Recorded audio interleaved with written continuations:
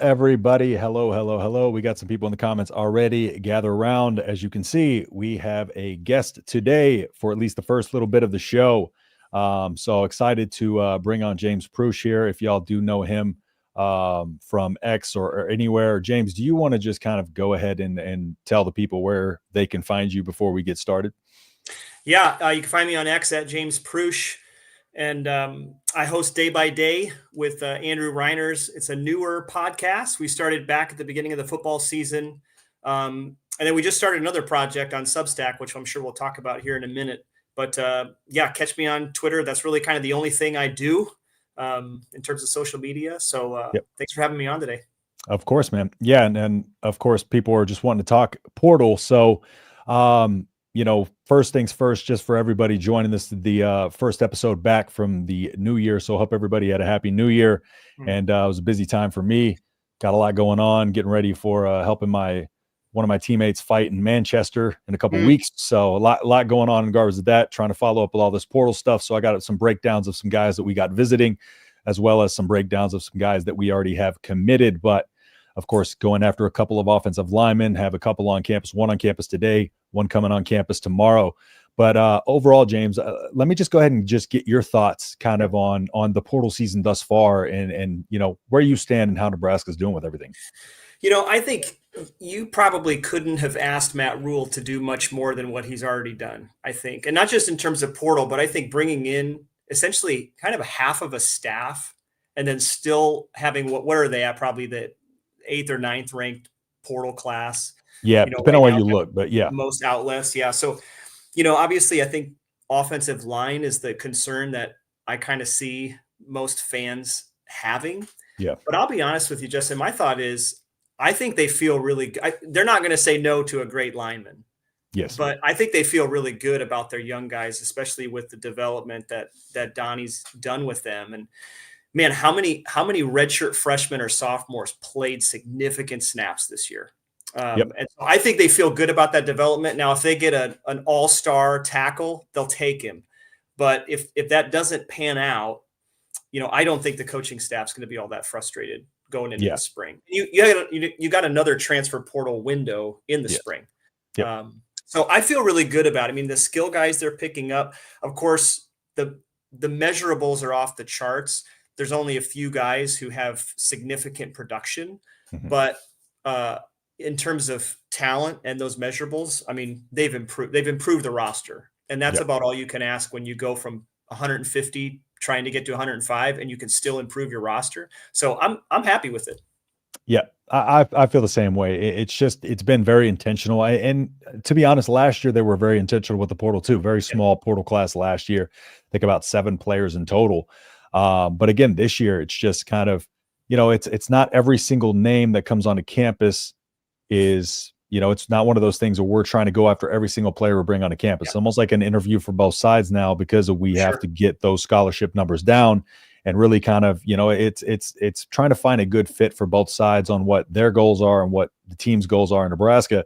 And so we see a couple of these guys, where, for instance, we got a couple of these offensive tackle guys that I'm going to go over in a little bit, but just breaking them down. But, where their numbers aren't necessarily great, but you also look at, kind of a couple years of eligibility in Pritchett's case. And, also just a lot of turnover on the coaching staff there. This is the second time he's under the portal, certain details there. And you got to think that, when the coaching staff and when, Donovan Raiola look at these guys, there's something they see in them that they see, okay, I think we can work with this. And then also you see the overall offensive line play improve just based on the way Dana Holgorsen ran his offense. It was, again, rhythm throws, getting the ball out of Raiola hand quickly. And, that time to throw is very important. I think over in Alabama, Milrose was over 3 seconds, which is you want to be around that 2.8 range on average. NFL looks between 2.5 to 2.8, but sub 3 is at best. So there's certain details of their difference in coaching and the aspects of it, and obviously he wanted a change of scenery.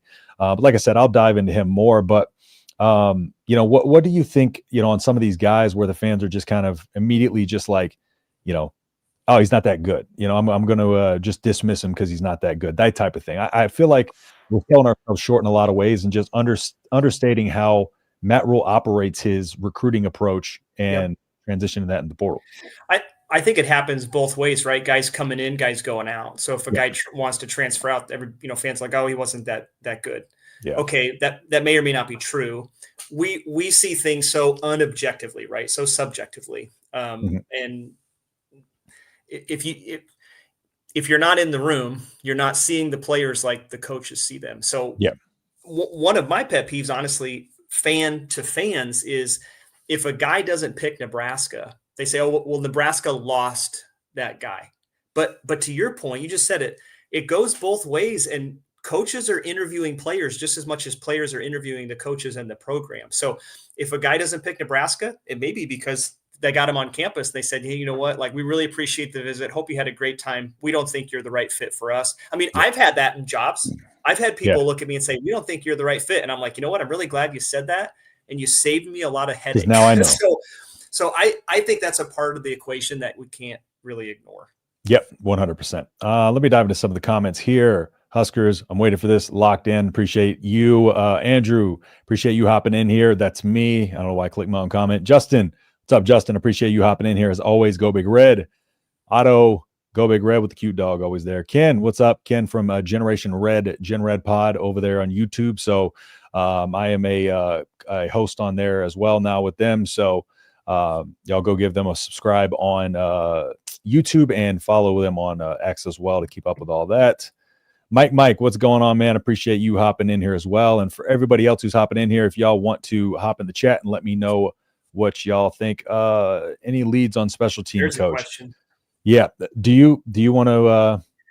Honestly, I couldn't tell you who a lead is. I mean, the names pop up that you expect, like, Mike Eckler, Bill Bush. There was just that article. Bill Bush is like, no, I haven't been contacted. I'm not going to contact them. Yeah.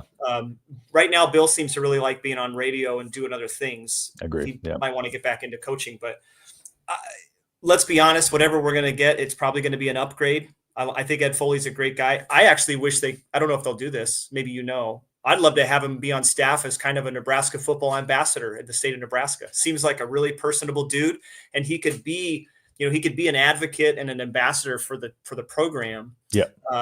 But whoever it is, I'm just excited. I'm excited to make up 3 to 6 points in the special teams unit.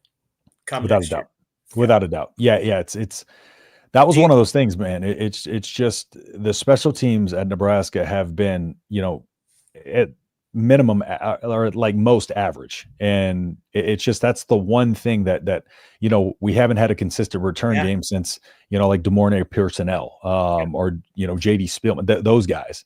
And so now, they're intentional on going to find a Andrew Marshall who can, do both as a returner / a defensive back, and then going, getting a punter in the portal. It seems like that intention was there to just really target the special teams and improve them. And with that, you had to get rid of Foley there was no improvement in regards to the process and everything that was going down with that. You had a kicker improvement, but then the kicker was sold short sometimes by bad snaps, bad holds, etc.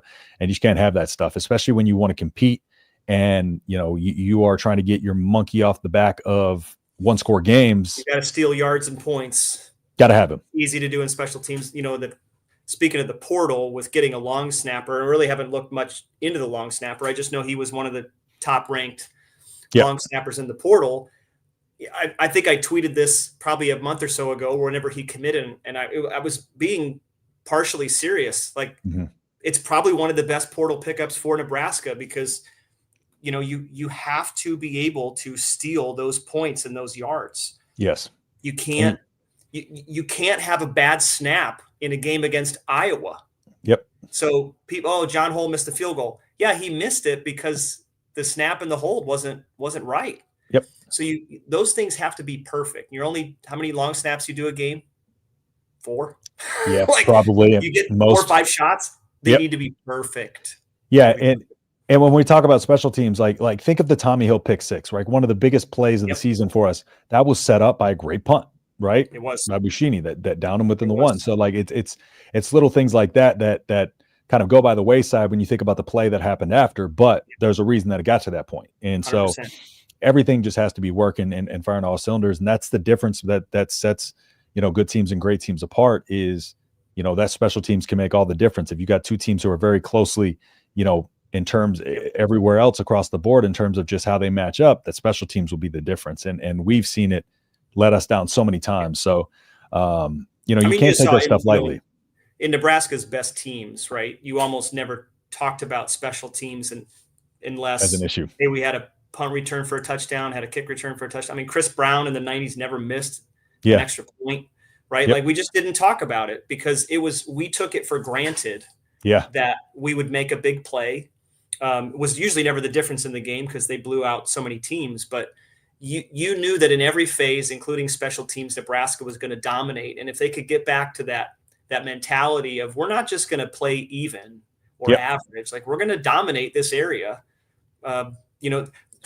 People joke about Iowa. We don't have to be Iowa. I would like to be Iowa with a great offense, and then you dominate all three phases of the game. So I'm curious if you have, do you know of any leads or even your preference for special teams coach? I've kind of heard the same names as before, but I do plan on doing a video on that this week. So nice. I'll do a little bit more breakdown on that. But yeah, I think it's a lot of the same names floating around there that everybody has seen. But yeah, I'm going to do kind of a breakdown into the candidates and kind of see, give my perspective on who I would, prefer to have there. So yeah, so if y'all in the chat, look forward to that this coming week. But curious to see hear who y'all thought or who y'all think or won at that position as well. But I do agree. I like Ed Foley being on the staff in some sense of the word. BA, what's up, man? Justin Squared. What's going on, BA? Appreciate you hopping on here. Some big visitors on campus. We're coming to campus. Yeah, I'm going to be breaking those down here in a little bit. Let's see. Lastly, if our wide receivers can be as good as they have been in their previous stops, we can surprise some people next season. Dane Key, man. I absolutely love Dane Key. On my breakdown I did of him, his route running is just I absolutely love his route running ability, man. I think that's what I appreciate about your show is your attention to detail. Appreciate that. So helpful. Thank you, man. Yeah, because I feel like we look at highlight reels and we see a lot of the same things. We see guys getting open and making catches, but we don't really, not a lot of people focus on how do they get there? What makes them good to be able to get the numbers that they get, and what's going to translate over to Nebraska, because route running will translate no matter which school you go to. Being able to get your hands into the defender and fight off the hands when he's jamming you at the top of the route, those are things that'll translate. And that's why people talk about Dane Key having an NFL skill set. It's those, little intricate details that separate him from the rest. So, but I do appreciate that.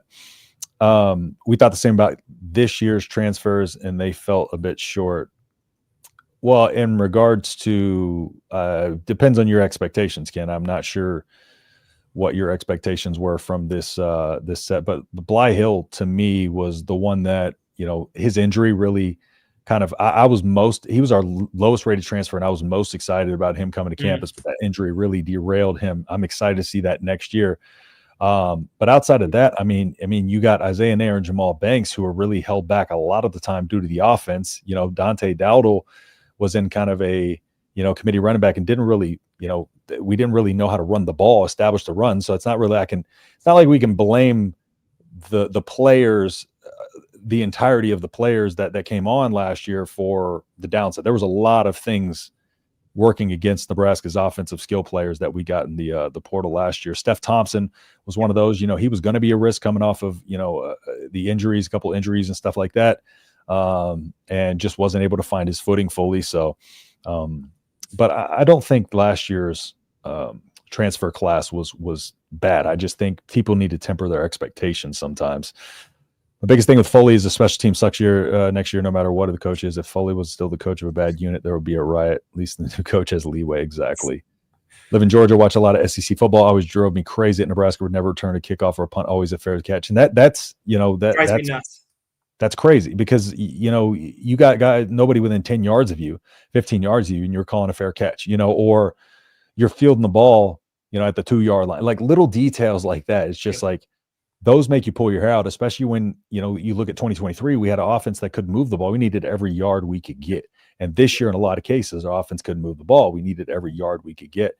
And if you have a combination of being able to kind of return some of those, get some return yards and have a pretty good humming offense, the drastic difference that makes is tremendous. Huge. Yeah. And I mean, just from an emotional standpoint, from a fan standpoint, psychological, big special teams plays can change the game just emotionally. Yeah. Like a huge punt return. I mean, think of the greatest punt returns in Nebraska football history, and they changed the game.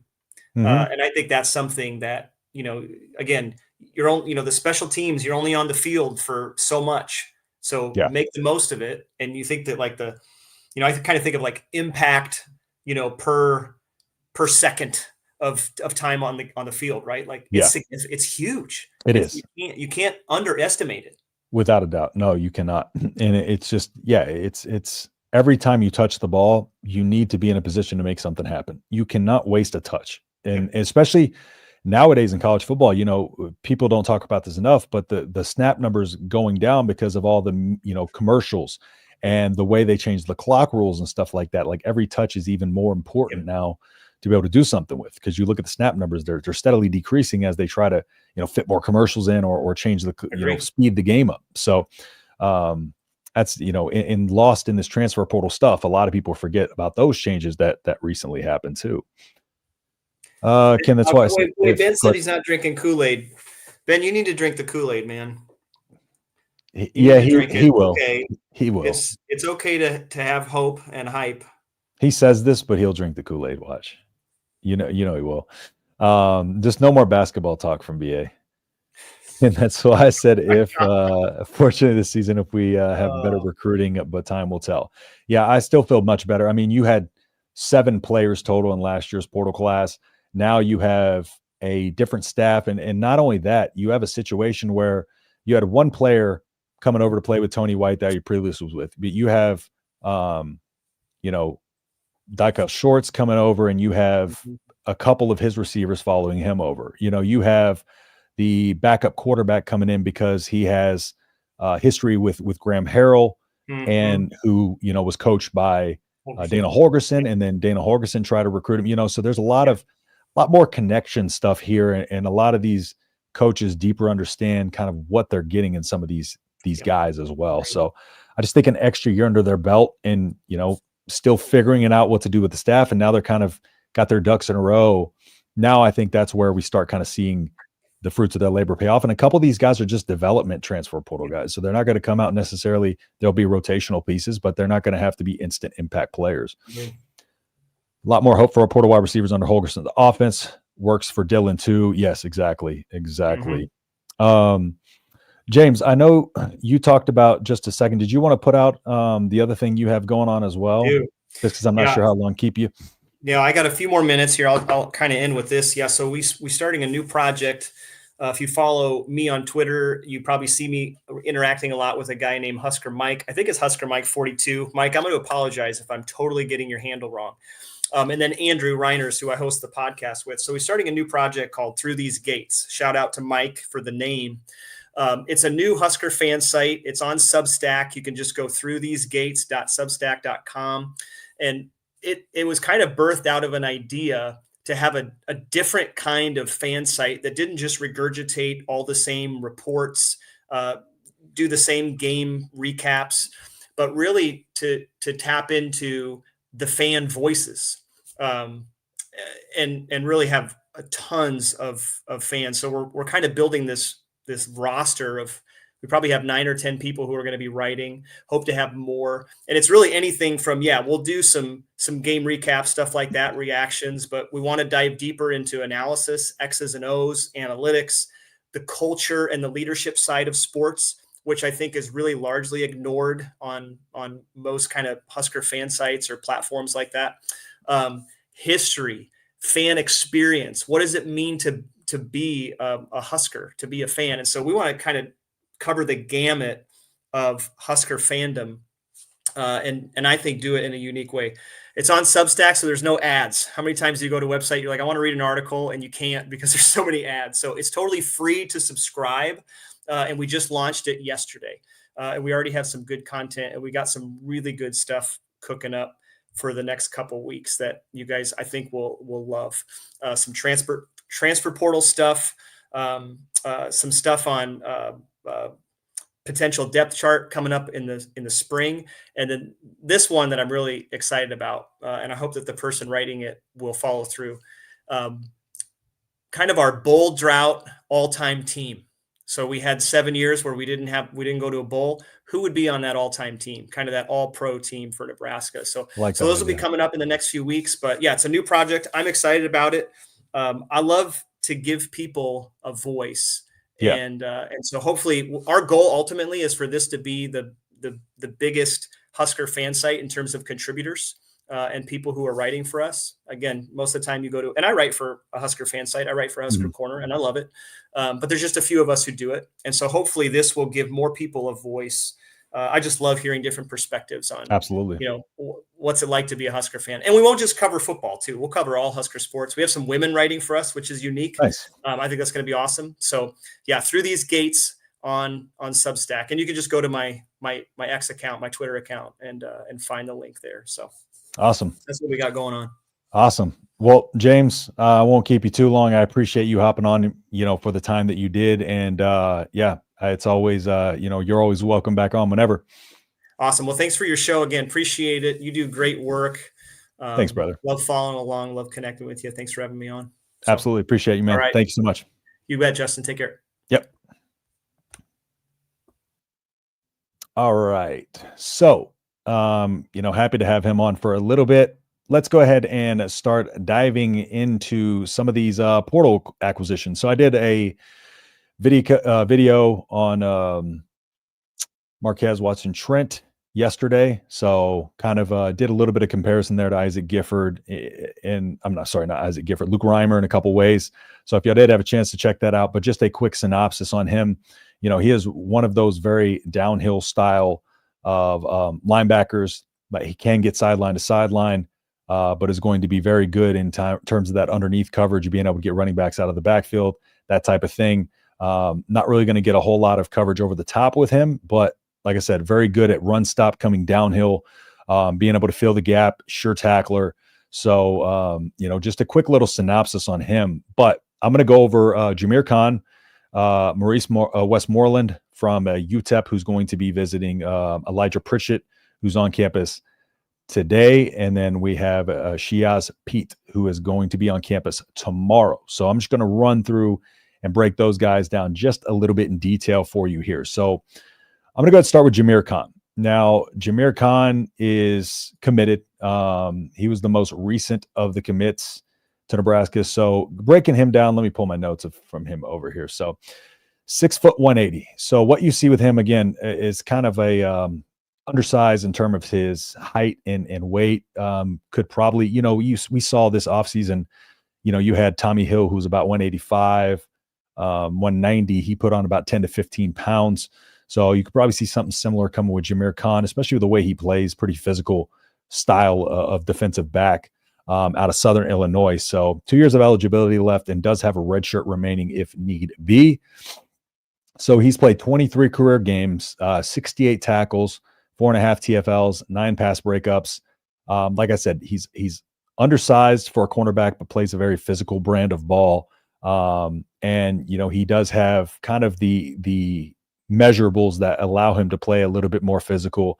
But he's also quick with seeing plays develop and break down in front of him. And so his read and react ability is really good. And that makes up for a lot of, his lack of, top end speed and stuff like that. Got a lot of quickness, shifty with his feet, but he's really kind of crafty in the way he, defends wide receivers. He likes to get hands into them, jam at the top of the routes, really kind of disrupt their routes, and can get better when that doesn't happen. But, those are some stuff he's going to work on, mirroring the wide receivers a little bit better. And, when he can't force them to the sideline or force them to the inside or where he wants them to go, just getting a little bit better with his technique to be able to kind of still be able to shade those guys and be able to come up and cover those guys. So, his explosiveness helps him in that downhill. So he's one of those guys. He plays a lot. He played a lot on the outside, but I could also see him, sliding to the inside a little bit, and maybe a nickel type of look or something like that. But more often than not, he played on the outside corner spot. But instinctual player. And so a lot of room to develop and grow. Like I said, he's got a good base to build from. 6 foot, 180. So probably put a little bit of weight on him. That way he can really kind of assert that physicality, especially in the Big Ten Conference. We'll see how that translates over. But, excited about Jameer Khan. Again, one of those kind of under the radar type of guys that I think can come in and be pretty good in terms of just bolstering up this defensive back room a little bit. Like I said, he's somebody who could potentially move around a bit. So now let's talk about Maurice Westmoreland. And I'm going to pull up Maurice Westmoreland's kind of PFF numbers here for y'all so y'all can take a peek at these as well. So while I go through his breakdown, and hopefully y'all can see that okay. But there's a couple things to note on this. So he's 6'2", 250 from the Houston area. So played ball in Texas, played at a smaller school out there, and then, came over to UTEP. But at UTEP, all conference USA first team in 2023, 7.5 sacks that year, 37 tackles, 10.5 tackles for loss. And in 2024 matched his 7.5 sack total with 45 total tackles. Now, just a really good size and combo of speed, athleticism, and experience. He was on the Nagurski Trophy watch list, the Lombardi Trophy watch list. So just a lot of accolades under his belt. And played a little, you can see right here, he played left outside linebacker, right outside linebacker. And you see one of the games that he played in the Will, sorry. So 504 of his snaps, though, we're down on the line. So 504 of which is the majority of his snaps, were played down at the line of scrimmage. So he's going to be one of those guys that is going to be able to come down in the pass rush and be able to kind of disrupt the quarterback. And so he's going to be somebody who Nebraska can utilize very well off that edge. You're not going to see him in coverage a lot, as you can look here. His coverage snaps 9, 3, 1, 2. So probably not going to be utilized in coverage a ton, but just really good in his run defense and pass rush. And you can see kind of right here, overall, just his grade on defense, 73, 67.5 on run defense, 67.2 tackling. And the one thing about his tackling grade too, 6 missed tackles on the season. However, all 6 of those came in these 3 games. So you see his 31, 34.5, 28.1, 1, 2, 3, 4, 5, or 1, 2, 3, 4, 5, 6. So all 6 of those missed tackles came in that 3-game span. So overall, the majority of the season was pretty good in his tackling ability. And you kind of see his missed tackle percentage went down just a little bit. He had 5 missed tackles last year, 6 this year, but played a significant number, higher number of snaps. So, and again, just not a whole lot in coverage, 90.9 reception percentage against him. So, and then coming over here to his shifts, and then like you see right here, so 152 in the box, 514 on the line. So, and only 41 in the slot. So he's going to be one of those guys that bringing off the edge, putting him in the box and bringing him downhill.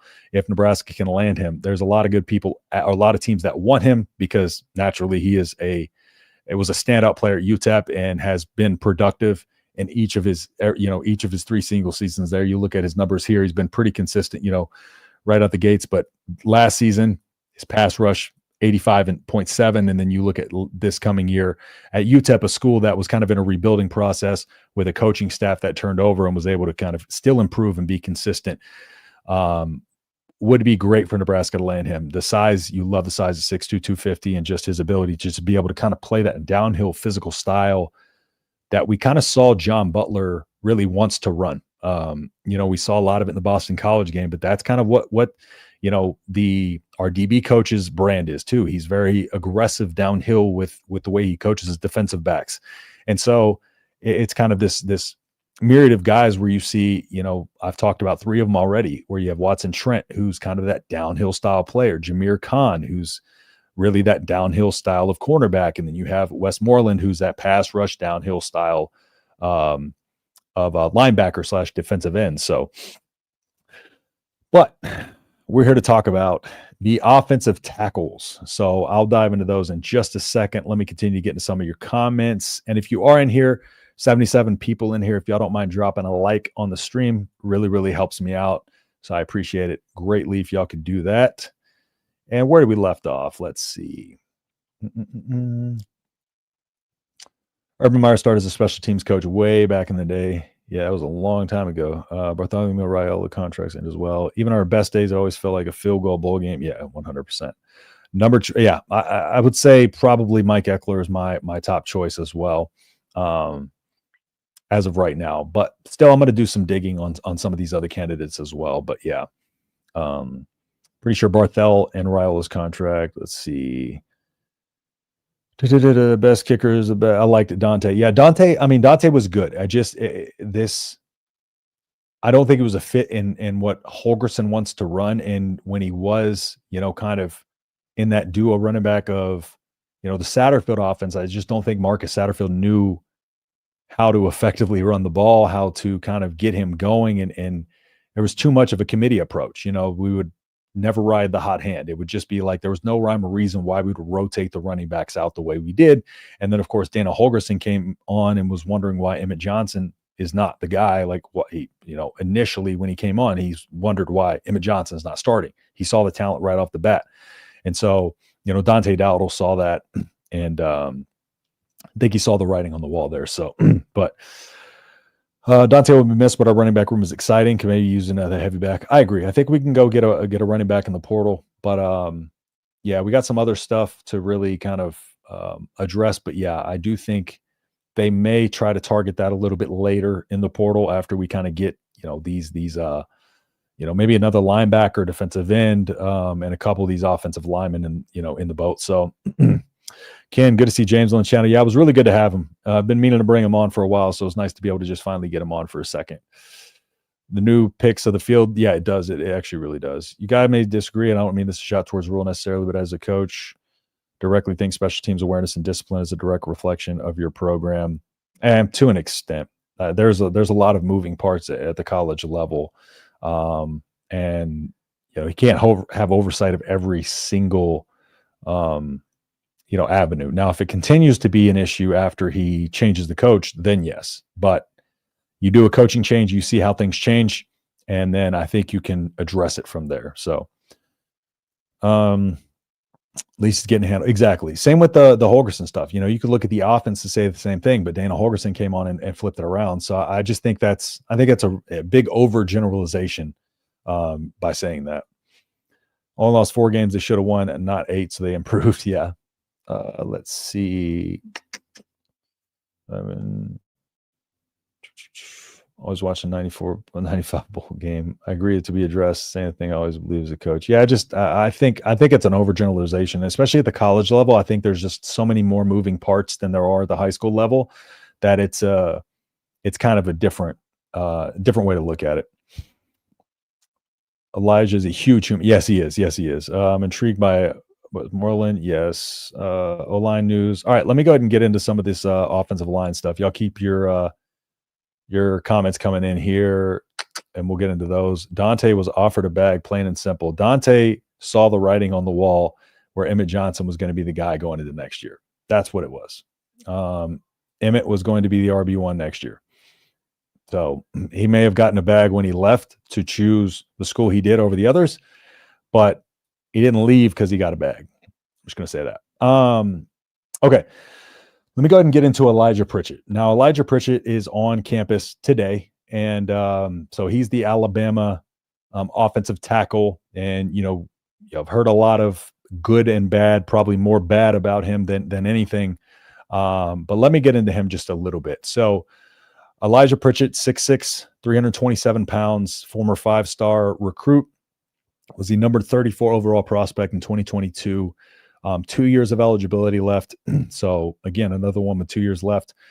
Started last year, and I saw 31 QB hurries. I see 21 according to PFF, and 5 sacks. Now the Tennessee game was his worst, 1 sack and 6 hurries, and I'll pull up the numbers from those games in just a little bit. In 2023, he rotated with Caden Proctor at left tackle. Proctor ended up taking the role full time after a few games.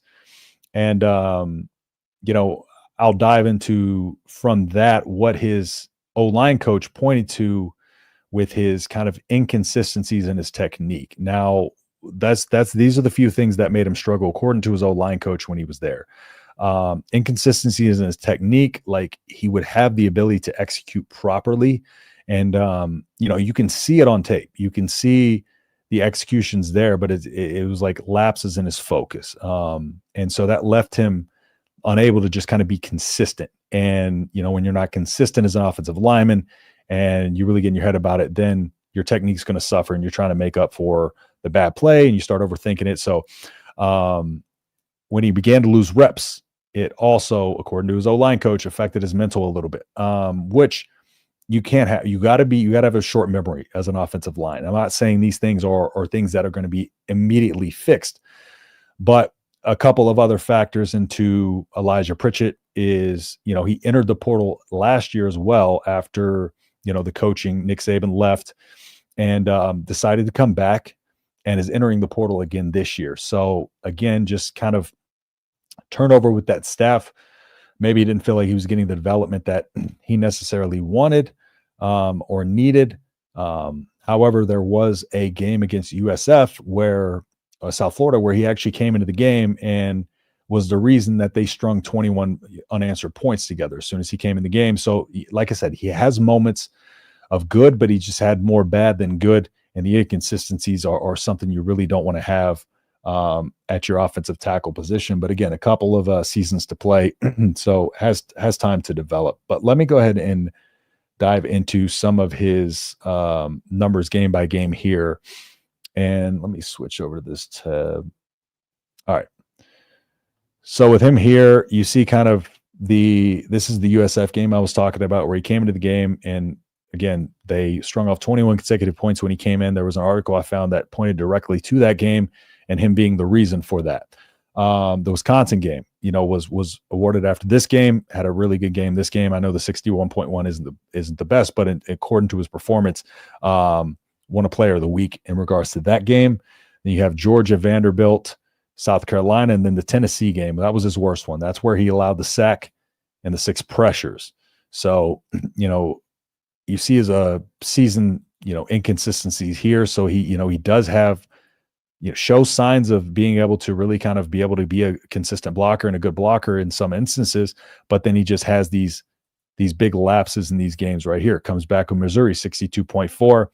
But then, you see it here against Mercer, Oklahoma, which none of them play good against Oklahoma. So it doesn't appear to even be more so just a level of competition thing. It's just, he just has those mental lapses. And so maybe a change of scenery, maybe getting Donovan Raiola, kind of work with him a little bit on some of this technique stuff. Maybe some of that can click with him. Maybe being in this Holgorsen offense can help take some of the pressure off of him. And Jalen Milroe is a guy, like I said, who has tends to hold on the ball a lot, over a 3-second time to throw, which is pretty high. You look at Shedeur Sanders. Shedeur Sanders has a 3-second time to throw. You want to talk about the Boston College quarterback. His was 2.8, right? So you want to be in that like 2.8 to 2.5 range, 2.8 probably on the average end, but 2.5 is really, really good. So anything over 3, that puts your line in a little bit tougher of a situation. I understand a lot of the line did better, but him, in a kind of a rotational battle with Formby at that left tackle position this last season, I just think there was a lot of things that maybe weren't going his way. And hopefully Nebraska can kind of find out what was going on in his mental and be able to kind of get him locked in and focused, because if he's not going to be locked in and focused on Nebraska, he's not going to be successful there either. You can teach technique as much as you want, but if it's the mental lapses that they were kind of calling as a big issue, and if you get rotated out and you lose snaps because of your play, you can't be one of those guys that's like, woe was me, and start playing bad because of it, or start trying to overdo it because you're in your head about it. It's got to be one of those things. Again, as an offensive lineman, you got to have a short memory.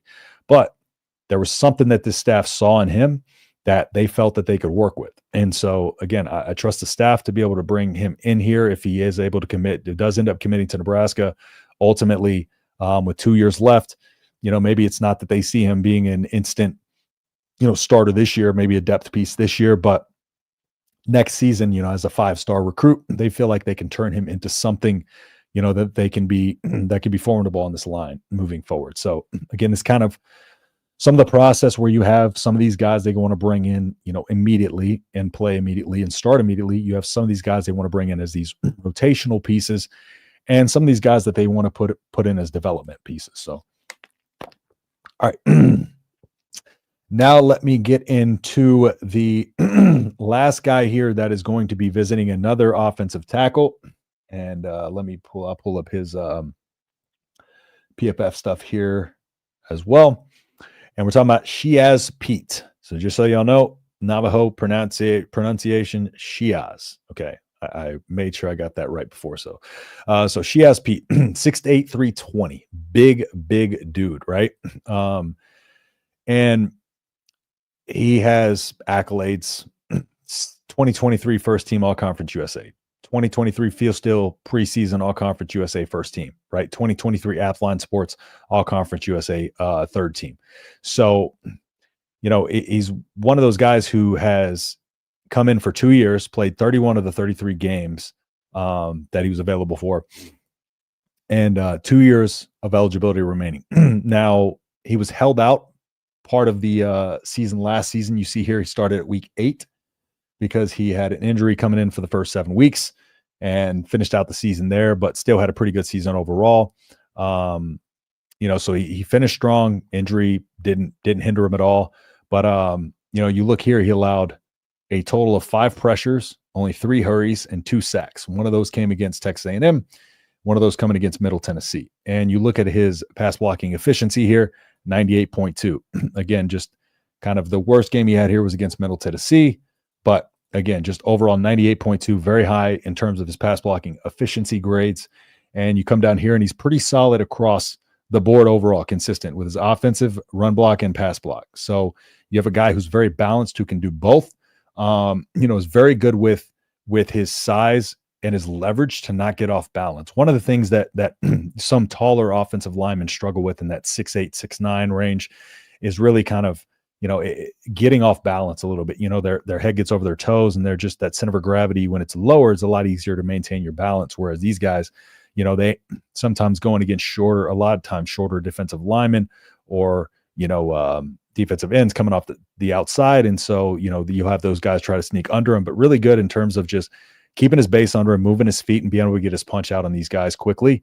Very, very solid in terms of that. And then over, his season, 872 of his snaps last year at left tackle. This year, 438. So all but 2 of them were on that left tackle as well. 2 on the interior, only had 9 on the interior his freshman season. So, but a little bit more about Shiaz here. The lists that he's currently offered from, you'll see schools like Oklahoma State. He visited Oklahoma State. I think Michigan may have offered him as well. There's some big schools that are on his wish list that are offering him. One of the things to note, though, Vanderbilt. Now, Diego Pavia, the quarterback at Vanderbilt, previously was at New Mexico State. And when Diego Pavia transferred from New Mexico State over to Vanderbilt, a lot of that team from New Mexico followed him over there.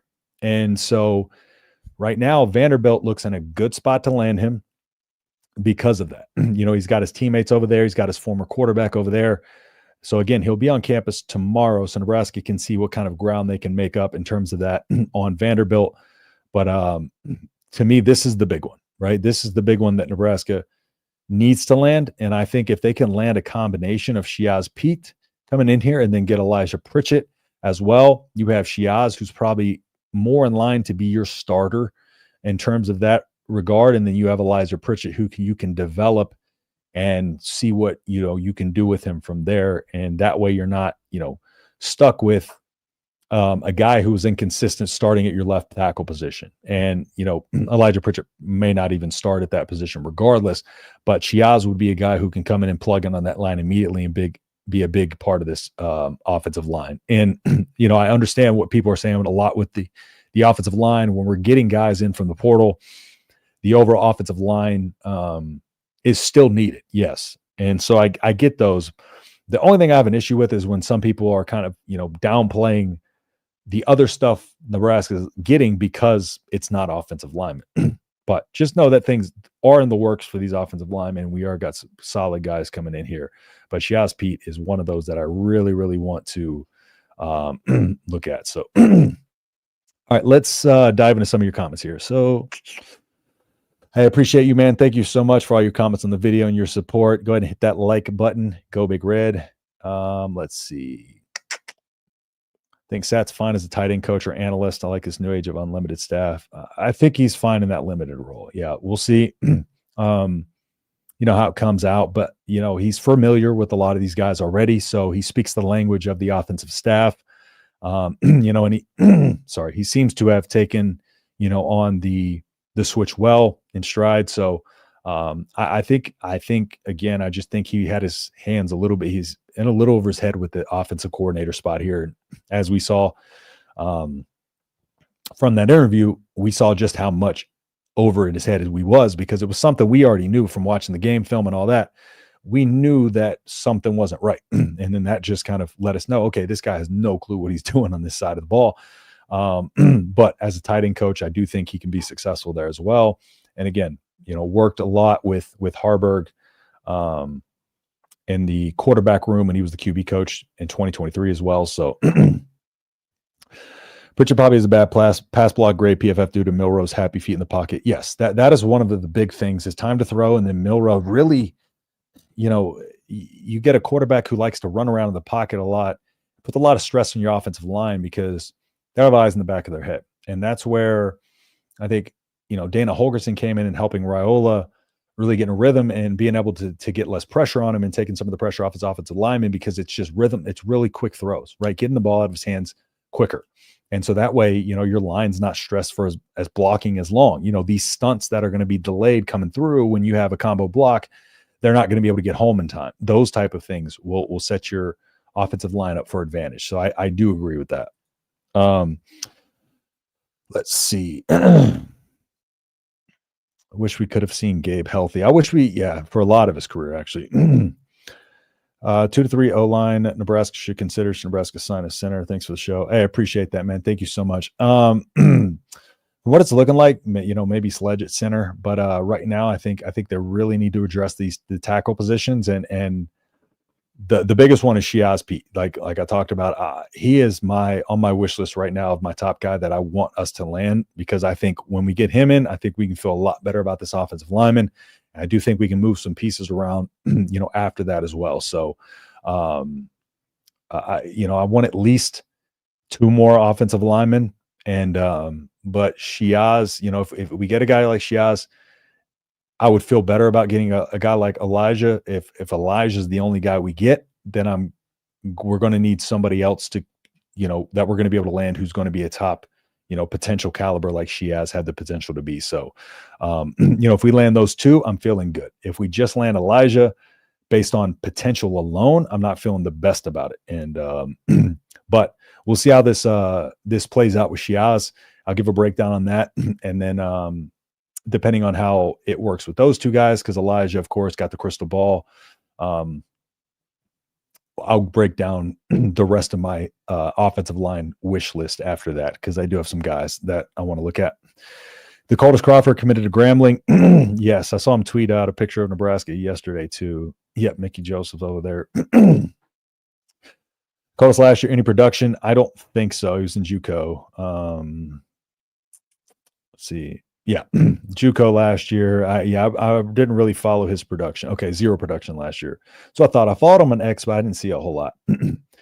Doesn't seem to be on much of an upward trajectory. But again, he's got 4 years of eligibility left. It's one of those things, man. Sometimes these guys, like, they go to the JUCO level and they don't pan out after that. It's weird. You would think, in a lot of instances when you go from D1 to JUCO, but it seems like when they do, have that stuff with the legal troubles and stuff like that, it's just hard for them to get back on track mentally. And, hopefully I wish the best for him. Because again, he got one of the coolest names in football. But yeah, it was he tweeted a picture of from his Nebraska visit yesterday, I believe. So let's see. Tall linemen are injury prone. Yes. Yeah. Very hard to deal with those lower extremities when you're 6'8", 100%. Yep. They're hair tall. That's why, usually you like to see the offensive tackles at around that 6'6" range. But, some of these guys who are massive like this can play well. When you get up at 6'9", 6'10" range, then you're having a more difficult time, especially, with some of these smaller defensive ends. Let's see. Dakota's Crawford, Andrew. I think that's who he's talking about. We played Crawford and played La Tech. Yeah. Let's see. Been seeing Foley's brother talk mad Shiza on social media saying he's going to release a bunch of dirty laundry on Rule. We'll see. We'll see if anything comes out on that. Not sure if that's I haven't seen that, but Milroe's overrated. 100% he is. I agree. Mike Foley, guess he's not happy about his brother contract being up since they've been together for like 20, 30 years. And also be wary of the retaliation style of stuff. After somebody gets let go, somebody saying, "Oh, I'm going to release a bunch of crap on them just to going to try to paint them in a dirty light and stuff like that." So that's social media for you. Let's see. What is your grade for Nebraska's season? Also, your grade so far for the portal acquisition? Good question. So I'd say overall for the season, I'll stay 2023 season. I would give that one a C minus. 2024, I say I'd give it a in terms of just because of the way it ended. Now, had we not switched to Dana Holgorsen and got the staff improvements, I'm going to factor those in. That would bring me up from a C plus to a B minus. Just because, if we'd won 6 games with Satterfield's offense with the inconsistencies, would not have felt really good going in the next season. But with Holgorsen and what we were able to see in just a short amount of time we had him, and then also, John Butler's defensive performance against Boston College, that's going to bring me up from a C plus to a B minus. I'd give that on the season. Right now on the portal acquisitions, not including any of these guys that are potentially on campus coming in, just the ones we've gotten so far, I'm going to go with I'll probably say a B minus as well. I think we're getting a good combination, like I said before, of some guys who are going to be able to come in and be instant impact players. You have your Dane Keys, your Nazea Hunters, those type of guys. And you have, your special teams guy. You got Jack McAllister, your punter. You went and got a long snapper. You filled some real key positions of need. You went and got a, potential Williams Wanery, who is a, potential stud, just very raw, pure athleticism right now. But right now, I think this portal class grades out much better than I would have graded last year's. Last year's, I would have given about a C coming into the season. This one, I'm between the only reason I'm at a B minus and not a B is because I do want to see an offensive tackle in here, an offensive lineman, and a solid offensive lineman. If we can get an offensive lineman in here, that'll bring me to B plus. But just on the wide receivers alone, the wide receivers, we knocked it out of the park, in my opinion. I think we handled up on that wide receiver position really, really well. Some of the other guys that we've got for depth pieces, their potential is there, but it's unproven. And really, they're not all of them are highly touted, rated guys out of high school. You just see kind of the flashes in their film and stuff like that. So right now, B minus. Get us a good Wieland, Shiaz, Pete. I'm bringing that up to a B. So yeah, right now I'd say that. Curious to know y'all's grades though.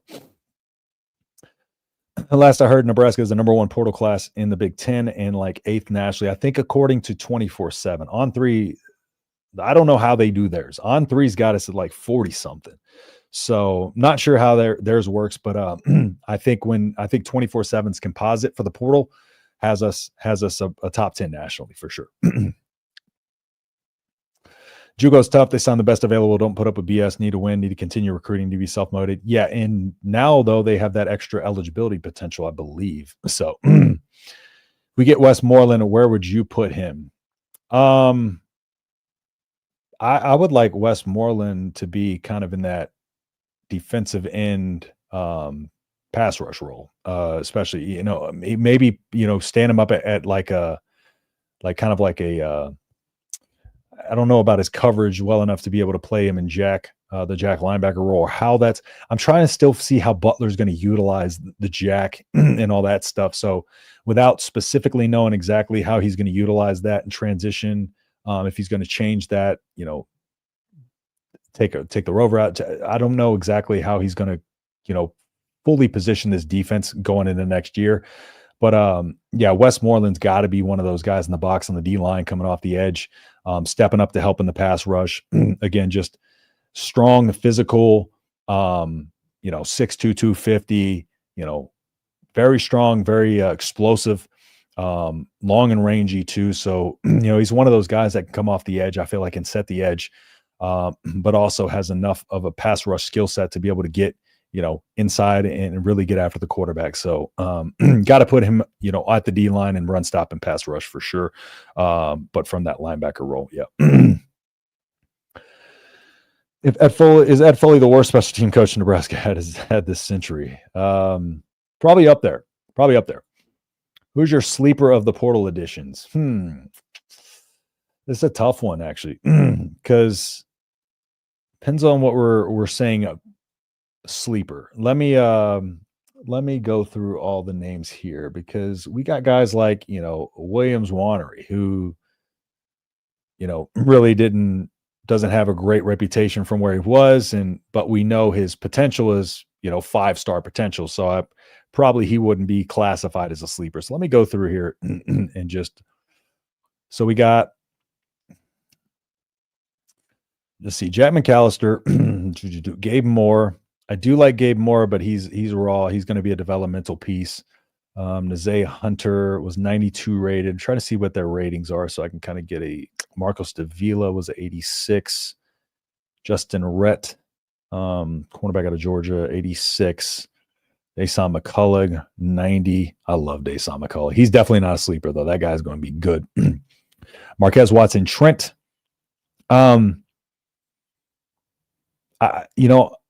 I do. Marquez Watson Trent, the thing about him is he's never going to overcome what limitations he has with his overall length, stature.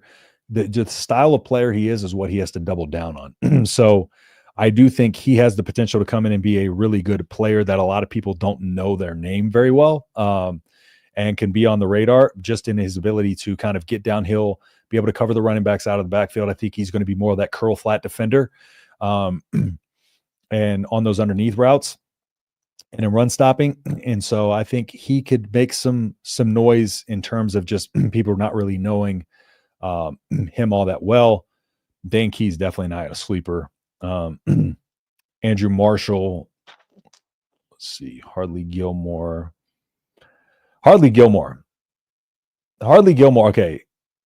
If we're considering sleeper based on production, Hardly Gilmore's got to be one, right? Because Hardly Gilmore was going to be a key part of this Kentucky wide receiver core next year. And, you know, the entire staff was singing the praises of Hardly. And, you know, listen to their coach last year talking about just his effort, his, you know, listen to Dakel Shorts talk about how much, you know, you tell him to go out there and do 10 different things. He'll go out there to do those 10 different things, no questions asked, right? His ability to go out there and, you know, he talked about that play he makes on a sideline where, you know, he catches the ball and most guys would have went out of bounds there, but, you know, he keeps his feet and continues up and fights for 9 more yards, you know, through some contact. So I think Hardly Gilmore has a potential to be one of those really high upside sleeper players that a lot of Big Ten fans don't know really their name that well, or a lot of Nebraska fans really kind of don't put that much stock into. But I think Hardly Gilmore can become a stud in Holgerson's offense. All right, talked about Marquez Watson Trent, Jameer Khan. And I do think Jameer Khan, I think Jameer Khan with a little bit more weight and just refining his you know, his coverage ability a little bit, just expanding his skill set with 2 years to play. I'd probably say those 3 guys. I think those 3 guys, like I think Jameer Khan can develop a little bit more in terms of his skill set, like I said, on Marquez watching Trent's going to be a guy who's really, he's going to double down on what he does well and go attack that. And then Harley Gilmore, can't say enough good things about him. So it's hard to pick one just because it's like, what do we consider a sleeper? But yeah, I would say out of those, and I think Andrew Marshall, mainly because like I think he can impact as a returner a lot more than people expect. So Andrew Marshall is one of those guys, as a defensive back, but he's a plus level returner. That alone right there makes him a sleeper. And, one of the lower rated transfer guys that we got in the portal. So, and then continue to develop him as a defensive back as well. Which Nebraska X accounts do you recommend? I only used YouTube. Oh man, there's so many of them. Tim Vergeese does a pretty good job of recruiting stuff and updating stuff like that. Man, I'm trying to think. You got Husker Talk. I'm drawing a blank on so many of them. There's a lot of good ones on there. Let me see if I could just come up with any. James Prush, the guy I had on a second ago, he's a pretty good follow on there. Follow me at _H Husker. You got the BA Coaches Show, Big Red Junkies. Corn Nation. We got John Johnston from Corn Nation, super cool guy. Let's see, Jim in Minnesota at Huskers MN. So there's a few right there. That'll be good. But there's a lot of good people on there. With the money pulling the strings of the Power 2 football going forward, I can totally see major programs turning JUCOs into fully owned farm teams. That would not surprise me one bit. Would like to see a show where you grade rules recruiting classes. Yeah, so I plan on doing that this offseason. So I did last offseason, I did one where I compared Scott Frost's classes to rules classes thus far. And I even broke down the percentages of how many were in the 500-mile radius versus Frost versus how many of them were, from the 500-mile radius from rules, but then also like how many actually made it to campus from, Scott Frost versus how many were making it to campus from. And I think Scott Frost was down somewhere in like the 7-8% range of players in the state of Nebraska. And in Matt Rhule's 2 first full cycles, he had as many players from the state of Nebraska as Scott Frost did in 5 cycles, right? And the thing about Scott Frost, again, didn't have secondary, tertiary states really to stick in. And Matt Rhule's made it a point to really get his foothold in Texas, right? Then he's in Florida, he's in New Jersey, and he's in Kansas City. You see him digging like little footholds. You got a lot of these players coming from Lee Summit, Missouri, where you got, oh my gosh, Jamar Mosey coached at, and Isaiah Mosey came from. So a lot of these connections really kind of getting back into those, getting footholds in some of these, states that Nebraska recruited really well in and got a lot of talent from. So, but yeah, I'll have some stuff coming like that this offseason for sure. I got a lot of content coming.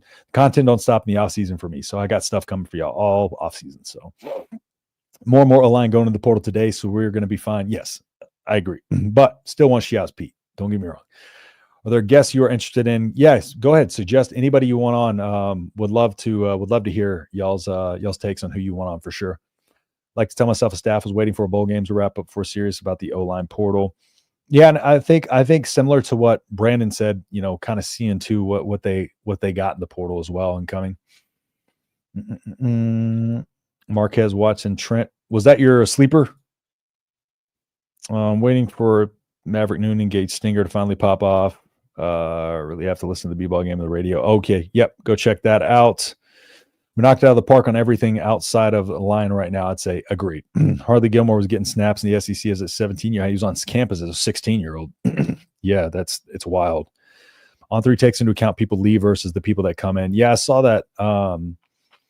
Which I got to check out if it's an aggregate grade or if it's just total, like, because does it matter if you have 40 players going out, 20 players come in, because naturally that'll put you a lower rank. I try to avoid On3's rankings. Not really the biggest fan. The 24/7 is using my I think it's all of our bread and butter. You're a great recruiting class, clean up obvious holes in the portal. Yeah, without a doubt. DB returner from Idaho is on my portal player to watch list. Yep. Linebacker for Georgia Southern. Yes. Marquez Watson Trent. Yep. Andrew Marshall, that's the guy I meant. Yep. Gilmore and our tight ends playing hell across the middle next year. Yes. Finally going to have a return game. Tim Vergeese and Much follow. Yeah, he's really good at what he does. He's one of the few people like that, I feel like understand the football aspect of it. I don't think there's a lot of people on YouTube who who actually break down film and football. And he is one of the few guys that I think does a decent job of it with his breakdown. So can't name many more. So John Gruden would be a great guest. Yeah, what is that thing he does? I need to find that song he does. I think he's working for Barstool now. Guest big on pick six previews. Okay, yeah. I'll I need to start reaching out to more people like that as well. Inside source that Urban Meyer. We had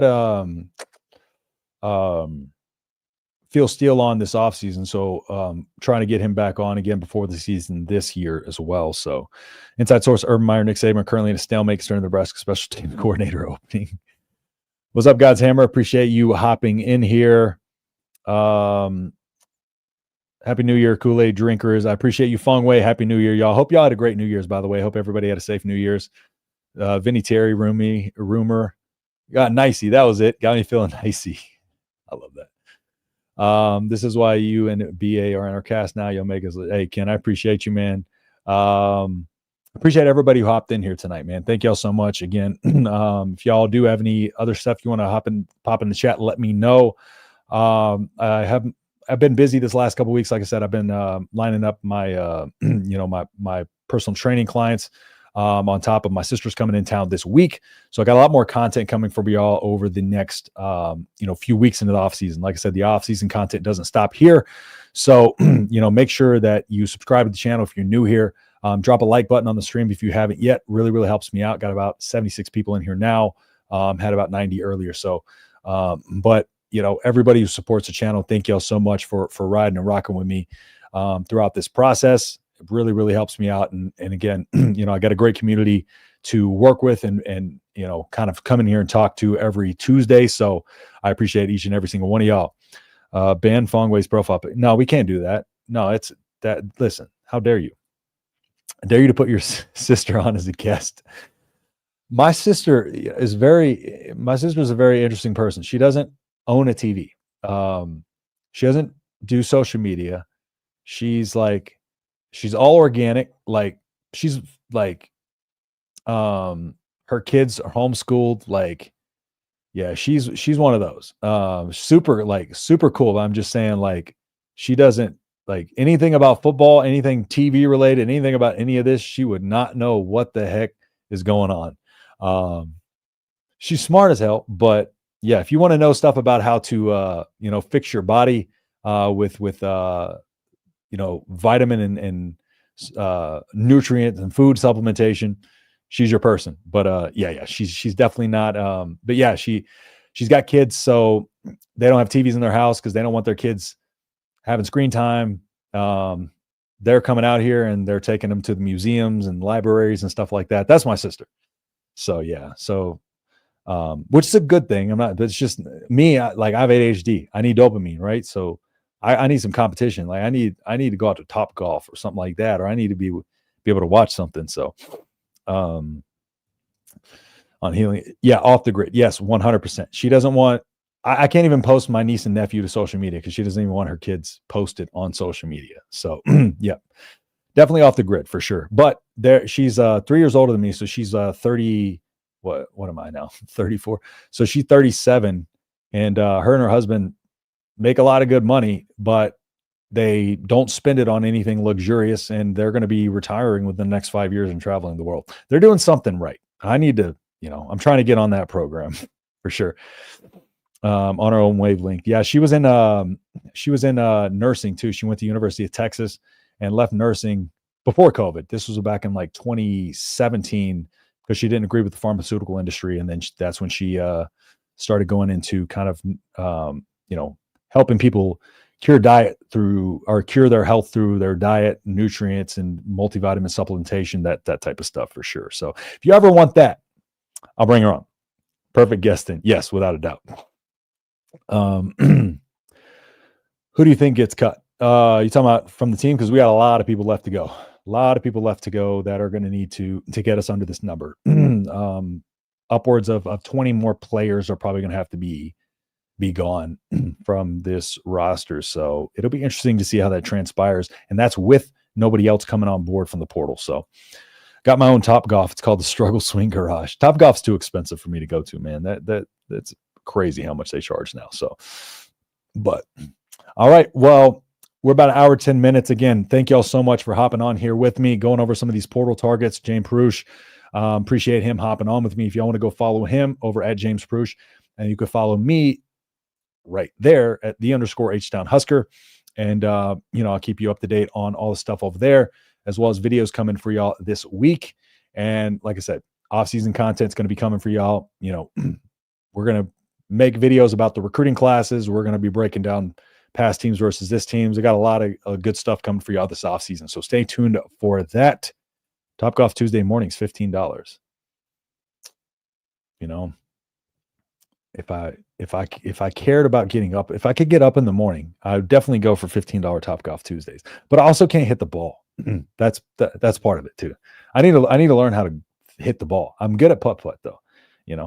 I'm really good at the short stuff. But when it comes to driving, I about take everybody off the dang dock, because my ball will go that way, this way. There's no telling where it's going to go. I almost killed my friend on the cart path one time. So the rewatch first 30 minutes, I was busy about to do that. I don't know what just happened with my speech pattern there, but I think it went a little awry. So I can't talk right now.